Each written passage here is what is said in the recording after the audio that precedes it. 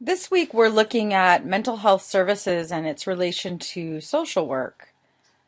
Um, Mental illness is more common than cancer, diabetes, or heart disease, and about 20% of children and adolescents have experienced a mental disorder. At least one-third of the homeless population suffer from a serious mental illness. So let's look at homelessness and the mentally ill. People with untreated psychiatric illness comprise one-third, or 250,000, of the estimated 744,000 homeless population. The quality of life for these individuals is really abysmal. Many are victimized regularly, and one study found that 28% of homeless people with previous psychiatric hospitalizations obtained some food from the garbage and 8% use garbage cans as a primary food source. At any given time, there are many more people with untreated severe psychiatric illnesses living on America's streets than are receiving care in hospitals. Approximately 90,000 individuals with schizophrenia or bipolar disorder are in all hospitals receiving treatment for their disease. The New York Times reported that in Berkeley, California, quote, on any given night there are 1,000 to 1,200 people sleeping on the streets. Half of them are deinstitutionalized mentally ill people, and it's really like a mental ward on the streets. But let's look at the definition of mental health and the definition of mental illness. So, according to the Surgeon General, mental health can be defined as the successful performance of mental function resulting in productive activities, fulfilling relationships with other people, and the ability to adapt to change and cope with adversity. In contrast, mental illness is defined as health conditions characterized by alterations in thinking, mood, or behavior associated with distress and/or impaired functioning. Let's look at social work and mental health. So, amazingly enough, social workers are actually the largest group of mental health professionals in the United States. They outnumber psychologists, they outnumber psychiatrists. It's the largest group of mental health professionals. One of the main tenets of mental health and social work is that the idea that the mind and the body cannot be separated, and that in most cases mental illness can be traced to physical changes in the brain. Social workers really take a biopsychosocial perspective in regards to mental health and mental illness, so believing that not only is the physical impacts mental health, but the social structures and the psychological structures that have impacted people's lives also play a part in mental health and mental well-being and mental illness. So it's really a dynamic combination.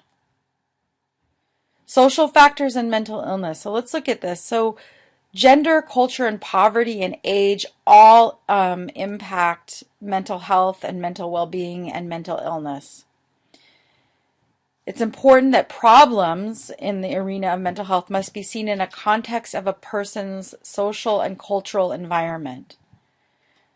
We see big gender differences in this area, in that women tend to have way higher rates of mental illness than men do. But is that because there's actually a biochemical difference in women, or is that because of the social structures of which women have to be a part?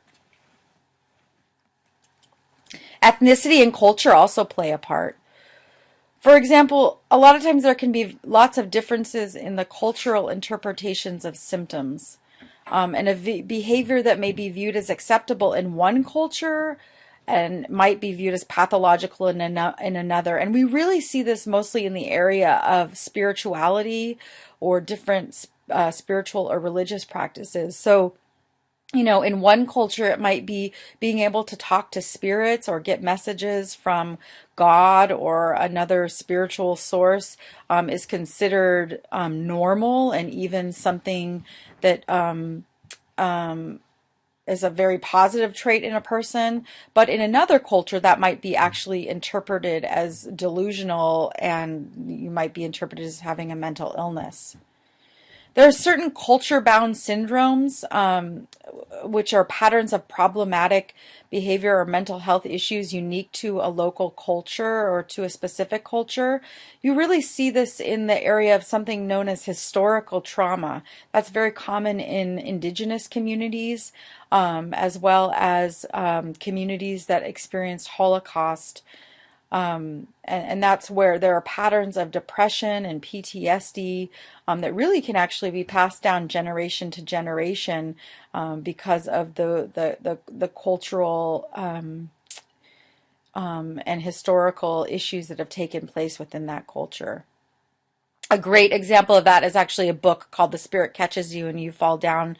It's about a Hmong family and the interpretation of an actual a child with epilepsy, and how it was interpreted, differently cross-culturally.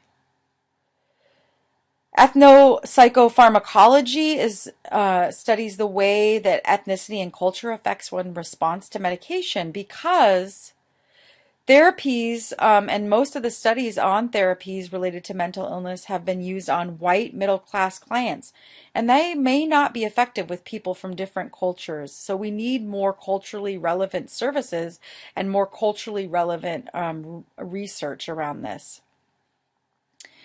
Let's look at the reasons why non-dominant groups are less likely to seek help from social workers. It's because of a lack of trust, a lack of affordable treatment, a lack of experienced clinicians, and also previous negative experience with seeking help. And that can even come from a historical context of maybe family members or ancestors have sought help in the past and have had negative experiences. Let's look at some social factors and mental illness continued. Poverty also plays a huge part in mental health and mental well-being. If you're considered poor, you're 2.5 times more likely to have a mental disorder. Why do you think that is?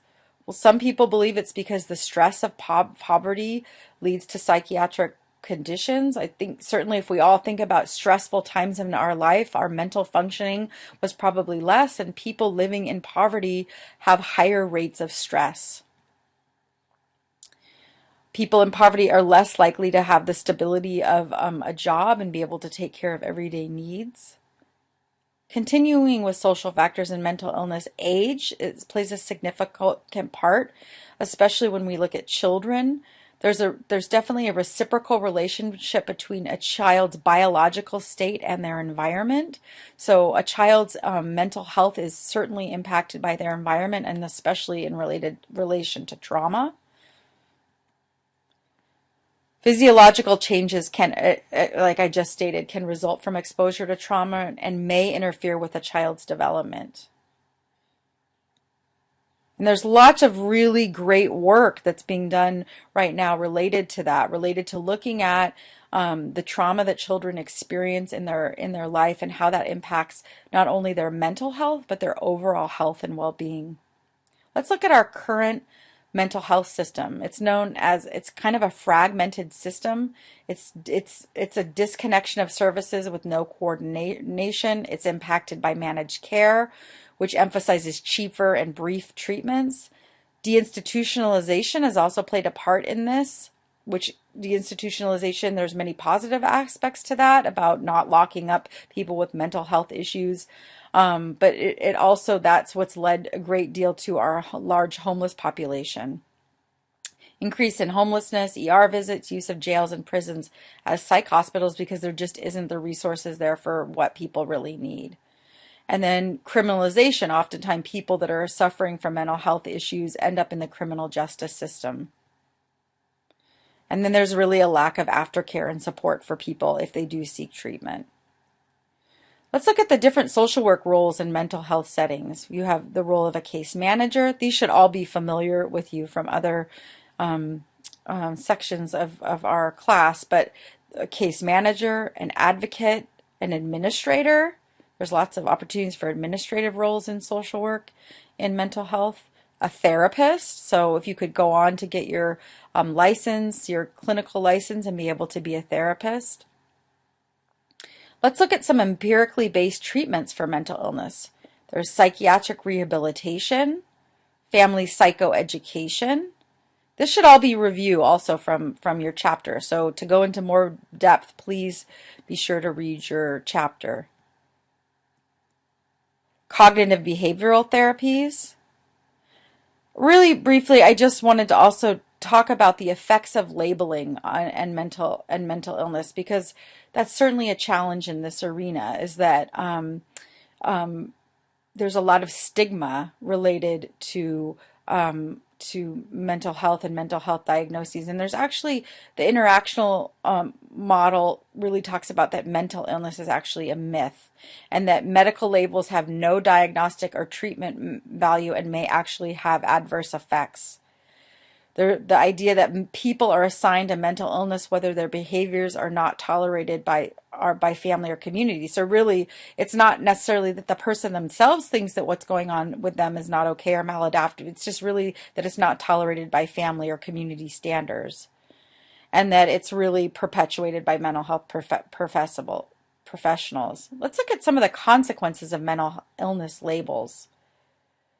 Some people say some of the consequences is that it's an excuse for not taking responsibility for their behaviors or problems. For example, somebody could say, well, I struggle with depression, therefore, and anxiety, therefore I don't need to be, that's an excuse for not being in charge of your life. And I'm just giving you this as a counter kind of perspective.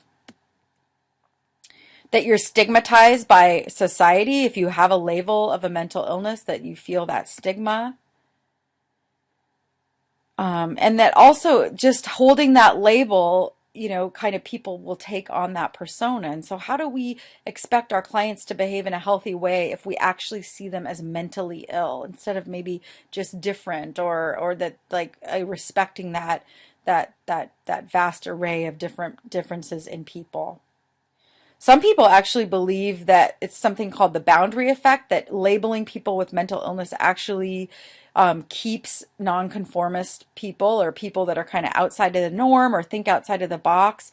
It's a way to keep them contained and controlled. So let's look at applying the strengths perspective in mental health. It helps counter the stigma when a diagnosis becomes an enduring label. And that social workers need to be careful with the use of language, i.e., calling people schizophrenics. And I know it might seem like a subtle difference, but saying, oh, he's a person that who has schizophrenia is much different than he is a schizophrenic. And it really also, the strengths perspective helps us view consumers, so people utilizing mental health services, as partners in the treatment process. I'm going to go over just quickly some of the major mental health disorders. The first is post-traumatic stress disorder. Irritable, and right here you can see what those are, what the symptoms of that are. Cognitive behavioral therapy is a known way of treating mental health issues. It really believes that thoughts rather than external environment causes emotions and behavior. This is kind of reviewing what I already talked about in terms of obstacles to treatment, but here only about a third of people with diagnosable mental disorders receive treatment in any given year. It's because of fear of being stigmatized, fear of discrimination if you take on that label, possibly fear of a job loss or removal of children if you have a certain mental health diagnosis, and the mistaken belief that physiological symptoms are never signs of psychological illness. Again, so it's separating from that biopsychosocial perspective. And then, of course, the cost of mental health care and our insurance is a limiting factor for many people. So I hope this was helpful to everybody. I look forward to a lively discussion and reading your thoughts on the materials this week. Really, it's such a vast topic area that we could have spent several weeks on it, but we're just going to kind of touch the surface. Please feel free to contact me with any questions or concerns. Have a great week.